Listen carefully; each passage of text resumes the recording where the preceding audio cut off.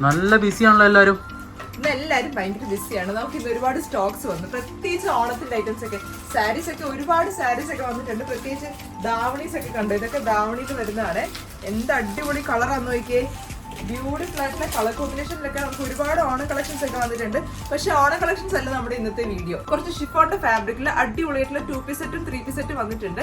ഞാൻ അതൊക്കെ നിങ്ങളെ ഒന്ന് കാണിച്ചു തരാം. ഫസ്റ്റ് തന്നെ ഞാൻ ഈ വേറെ ചെയ്തിരിക്കുന്ന ഈ ഒരു എലൈൻ പാറ്റേണിൽ വന്നിരിക്കുന്ന ഒരു 3 പീസ് സെറ്റ് ആണ്.